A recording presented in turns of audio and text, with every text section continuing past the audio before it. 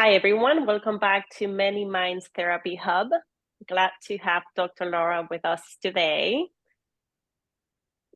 and Rosie. Hello. Yeah. Yeah. Yeah. Today we were going to talk about some of the things that help people to really start to heal from trauma. What does that Yeah. even can be daunting to start even thinking about that sometimes. Mhm, mhm. Yeah. We Yeah, spent sorry, Laura, I go ahead. no, that's okay. No, there's like so much talk. I hear from all over the place about self-care, right? Mm. Oh, well, you need to do self-care. You need to go. You need to go to the spa. You need to have a spa day. You need to have a me day. You need to go take a bath, right? But like, what actually is self-care? What does that even mean? Mm. Yeah. And when you're overtaxed or over busy in your life, it can be hard to make time or maybe even afford things like a spa day. Right, but is the spa day like really is that really self-care? Like what is self-care? Mm. Yeah. I Yeah. think that question is for me when it comes up is like what does it mean to you personally as a human to take care of yourself? Yeah. Yeah. And versus us or other people kind of prescribing what is meant. Because it could just be like pausing for 5 minutes Mhm, sometimes and just like catching my breath. mhm. Yeah. Yeah. Yeah, or taking the stop red lights as an opportunity to like put a hand on your heart and take some deep breaths or something, right? It doesn't have to Mhm. be like a whole day affair, right? I think a spa day can be self-care, but I think that there's a lot of what does it feel like to honor your needs? I think is what I hear in that question. Like, Yeah. you even need? And sometimes when we're kind of caught up in life and trying to pay the bills or trying to take care of kids or whatever it is, it can be hard to even really slow down enough to ask ourselves, like, what do I need right now? Mhm. Right. Right. Mhm. And like, oh, look, here's another thing that I have to put on my list that I'm not going to get done. Oh, so that means, oh, here's yet like another thing that I'm failing at. Mhm. Right. So I hear of therapists like assigning their clients to do some kind of self-care and without really explaining what that can look like. And I wonder if it might be Mhm. helpful for us to do that. Yeah, Mhm. like Yeah. that. Yeah. So for me, when it comes up again is and oftentimes whenever we are experiencing trauma responses or triggers, our physical, mental health is out of balance. Mhm. What do I need individually as a human being to bring those two back to balance? Yeah. Yeah. Yeah. And I think as a body trust provider, right? Like there, self-care of your body can be really like co-opted by diet culture, right? So Mhm. to me, I think it's a lot more like really listening to what do I want and need in this moment for my body, right? And that might be fruits and vegetables and water and I think it's also like important to prioritize pleasure and and pleasure with food, right? So there might also be like it is important to honor whatever your needs are, and sometimes that is like I really what would light me up right now is a piece of cake or some ice cream or Mhm. whatever, right? Like really giving yourself the permission to honor whatever your needs are. And I think too with exercise that also can be kind of co-opted by diet culture where Mhm. it becomes like how can I control or shrink myself when Mhm. you look at kids and we naturally from a young age have this joyful relationship with movement and so kind of re getting in touch with like how do I actually like to move my body? Does it light me up to dance? Does it light me up to go rock climb? You know, like, do I like being in nature, and having kind of decoupling it from trying to control your body shape and size. Yeah. So does it reduce stress and improve your mood versus does it create more stress? Yeah. And that's kind of the opposite of, what you're explaining to us Yeah. when it And comes to the pleasures or the eating or yeah. the exercise. Am I doing this because somebody told me I have to do it? Society expects me to look this way or that way. My therapist told me I have to do this so I can feel better versus actually this feels good if I go for a 5-minute walk outside and get some sunlight and I come back and that was self-care for me today. Yeah. Yeah. And it can be like an adventure, like to kind of reconnect with yourself too. Like, you know, just kind of rediscovering or building more curiosity around like what actually feels playful for me when it comes to food or movement. And yeah, I think that diet culture is so, like you said, it's so like extrinsic. We're so focused on, you know, this externally defined definition of like what I should be doing to take care of my body, instead of listening internally to hear what do I actually need. And maybe today I really need rest, or I'm noticing I'm dehydrated as I'm saying this, and being able to hear. And when you're listening to your body, right, it's easy to kind of find this balance of, and when it's decoupled from shame, it's easy to find the balance of how much of what feels good for my body. Yeah. I think that one of my favorite forms of self-care is saying no. Like Yeah. to recognize what do I have the energy for? Can I really put this on my plate? Is this something that I can take on board right now? Yeah. Or am I going to like engage in this act of self-care and just like set that boundary for myself, right? Because boundaries are for us, not for the other person.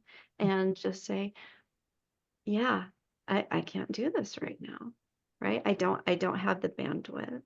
I have all of these things on my plate, and adding one more thing, it's like that.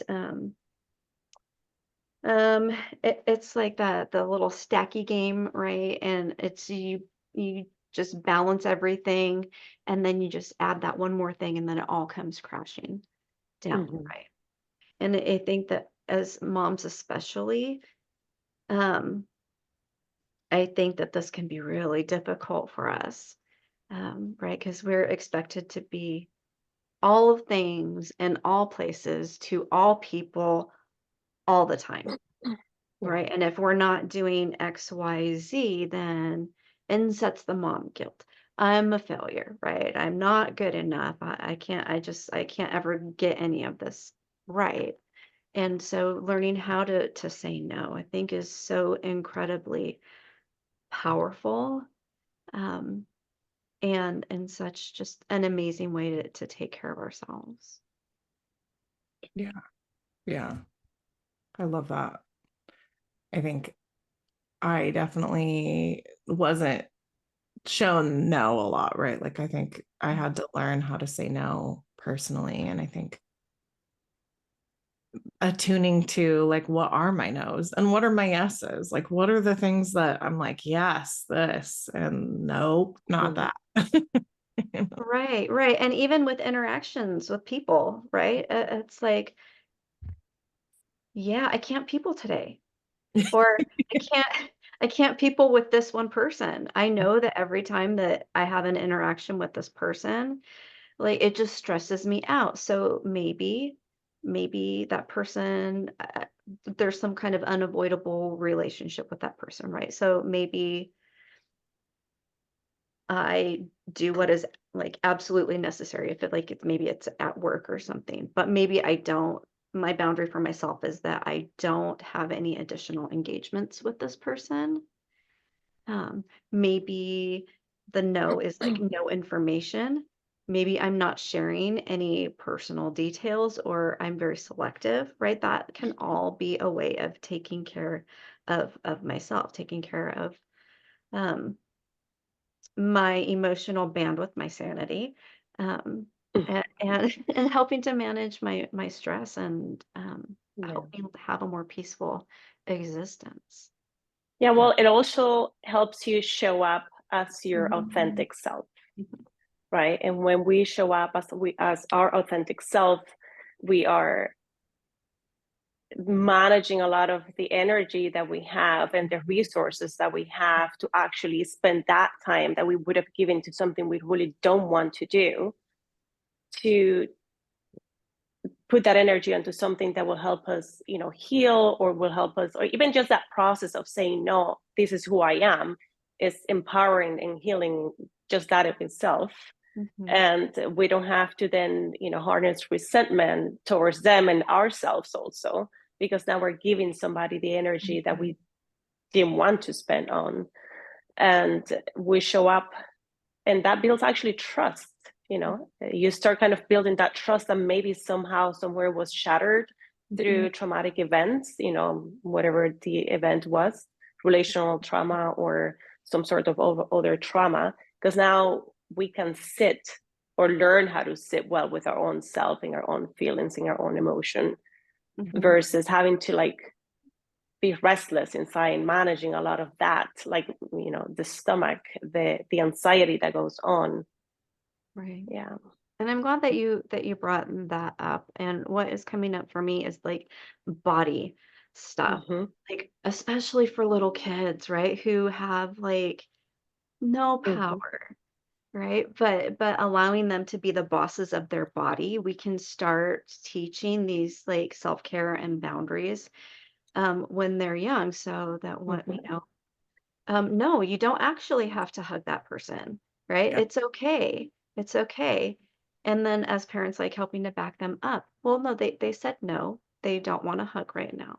Yeah, but I'm their grandma or I'm their aunt or whatever. Yes, I understand that. And like this is their body and they're saying that they don't want a hug right now.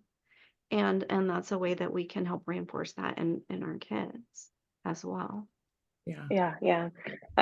That's actually a really good example, because sometimes we see how we almost kind of force the kids, like, go give a hug, and then we see kids throwing tantrums and they become dysregulated because now they're doing something against their will.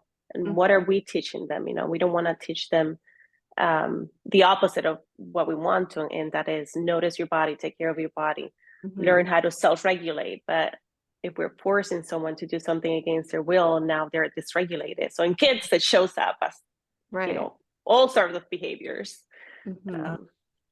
It also kind of makes me think about like just by extension, like empowering our children to choose and be mindful in choosing, like, who are the friends in my life that light me up? And I think that that's also an adult question, right? Like something that we Mm-hmm. need to think about through the lifespan is like, who are the people that make me feel like I can be the most authentic version of myself, that I don't have to do a bunch of emotional labor to be in their presence? Like I can Mhm. maybe rest, or maybe even like have a space to talk about the hard things and feel seen and heard and valued.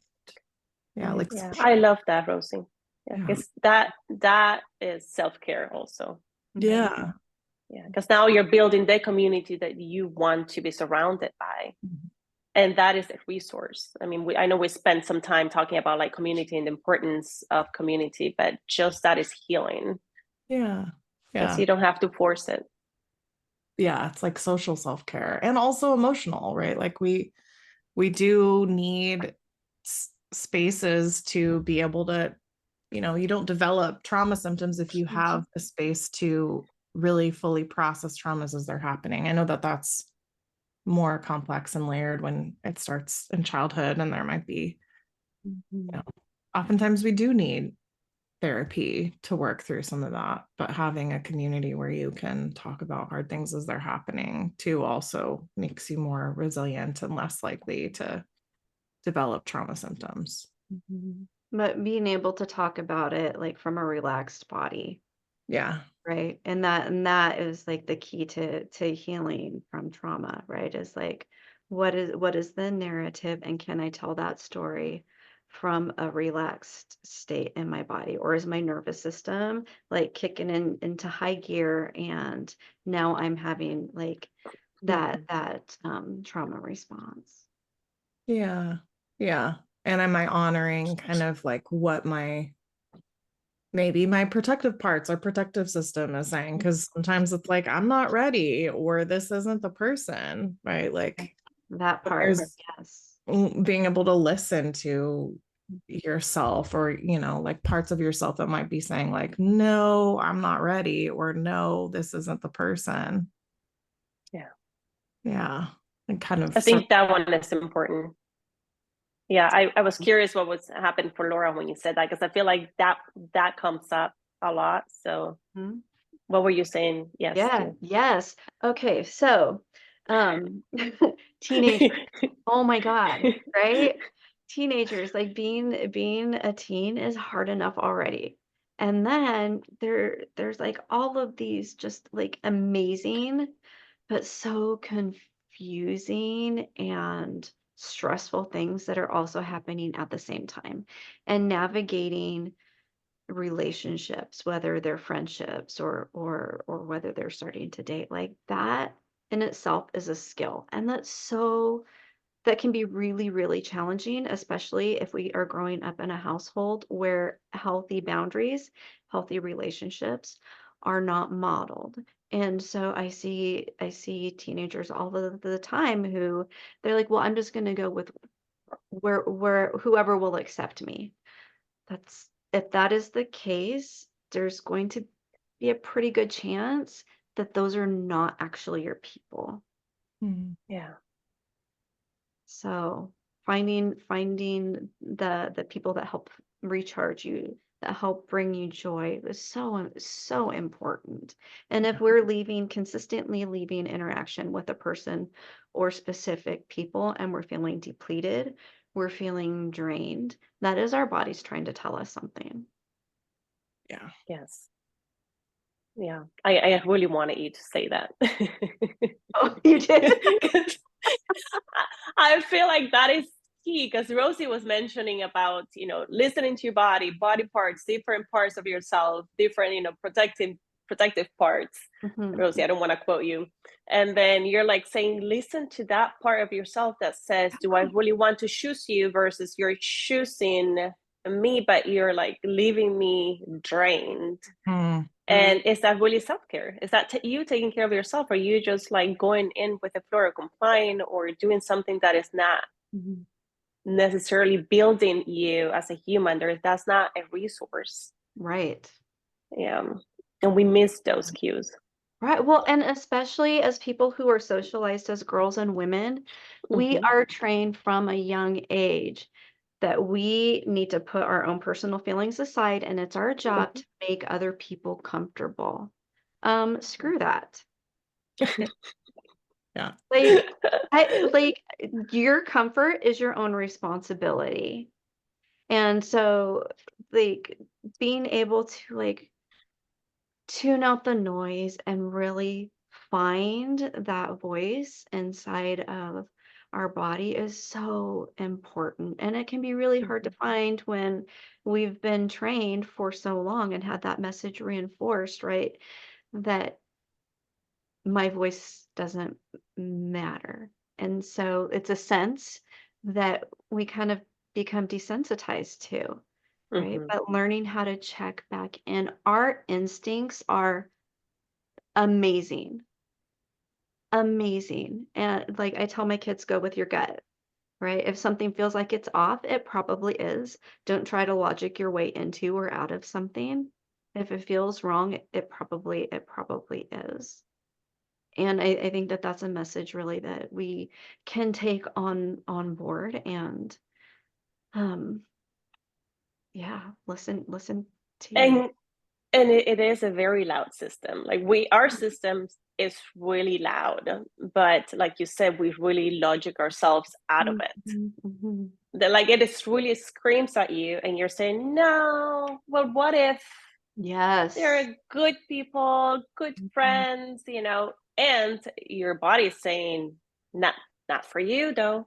mhm, mhm, mhm, Yeah.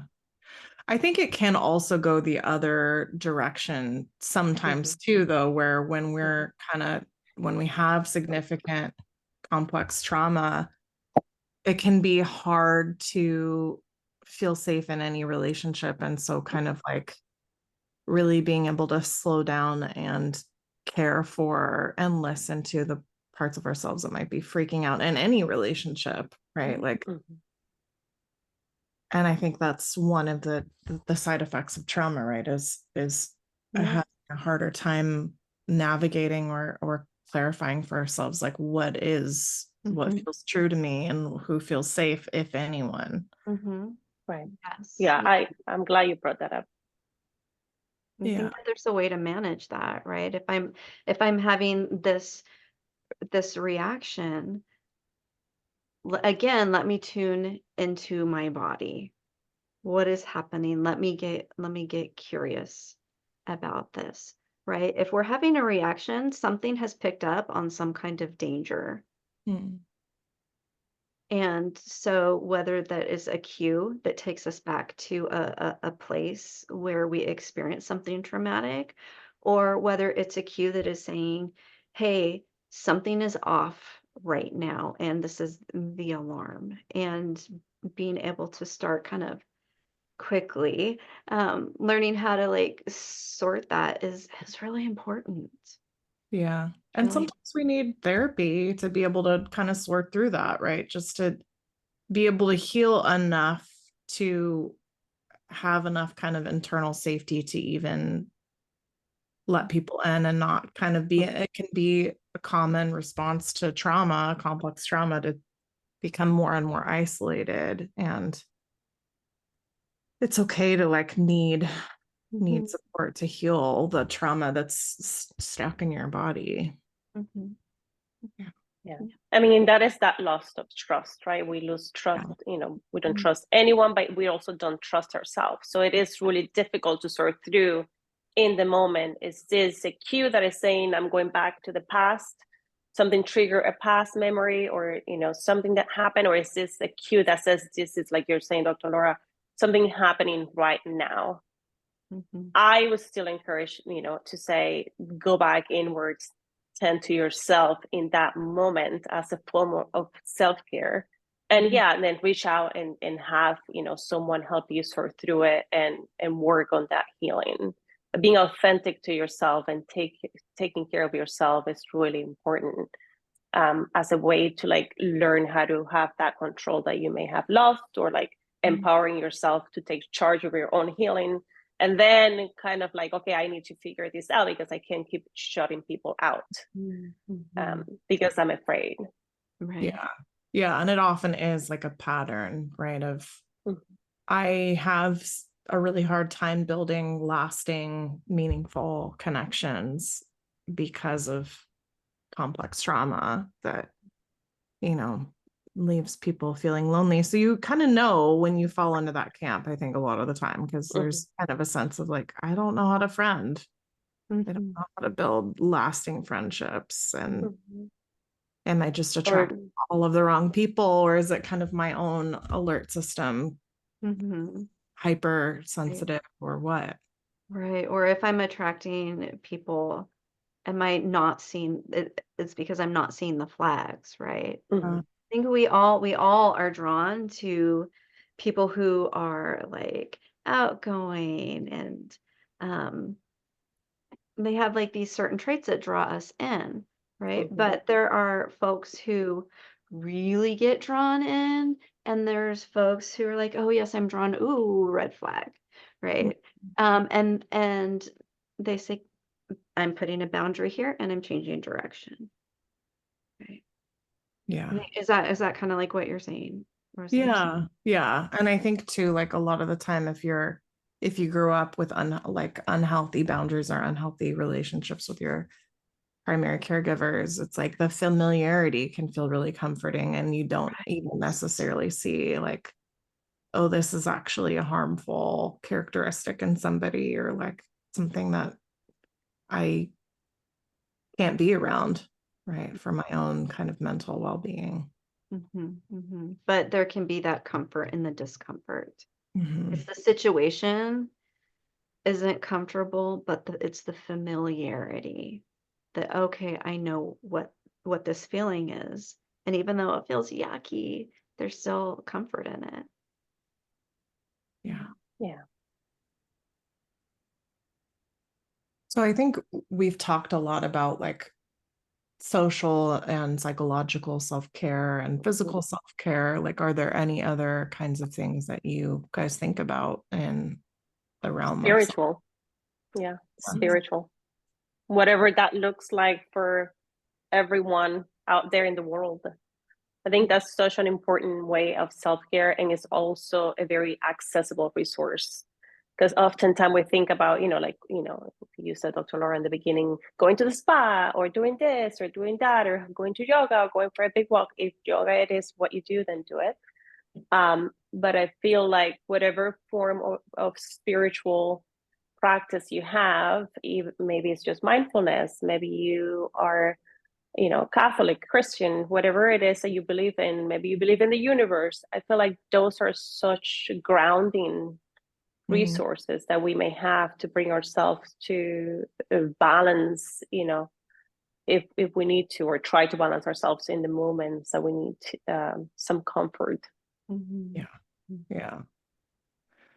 And I like that you brought up mindfulness, because I think it makes it accessible for even the people that are atheists, right? Like you can have spiritual self-care even if you are an atheist, for example. But yeah, being maybe even like if you're kind of in that space of not having an established spiritual approach, just like giving your space to be curious about it and explore what resonates for you or whatever. Yeah. I see mindfulness as a very spiritual, I see it. This is how I Yeah. see it. Very spiritual practice, because you do come to yourself. That's how I see it. It's like you in the moment, you're expanding your senses, you're a lot more aware of your surroundings and the moment, versus letting all of I call it my shiny things, distract me all the time. And I find it very, very centering and rebalancing to just like practice my breath, like notice what's around me, in whichever way you practice mindfulness. Yeah. Yeah. And it definitely has deep spiritual roots. And I know it's a common practice in Buddhism and spiritual approaches and religious approaches. But yeah, I think that it's a very practical thing to be able to grasp, right? Like mindfulness can be so many things, right? But whether you're kind of like refocusing on your breath, or kind of the space around you, or even just like really mindfully observing a plant or whatever, right? Like all of these practices can help you get back into your body and into the moment. Yeah. Mindfully drinking your water, those are grounding strategies. Yeah. I remember I had this example I went to a chiropractor's years ago, and I drink a lot of water, but I drink it. I don't just, I don't like sip it, I drink it. And he's like, just notice how the difference is between drinking your water and actually like noticing and drink it, and actually notice when the water goes down. And it's so interesting to like just the slowing down of me like sipping my water and noticing how it goes down, how that actually brings me to the present, because now I'm grounded in what I'm doing in the moment. And that in water itself is, it regulates your system. But that's a mindfulness practice. Right. Regulation and sleep too. Getting enough sleep. I think that, oh my gosh, I think as Americans in particular, we're so terrible about this. It's like, so during my time in the military, it was almost like I only got like 3 hours of sleep, right? Like that, because I was working or whatever, that becomes like a bragging right or whatever. And it's like we don't realize how damaging that actually is.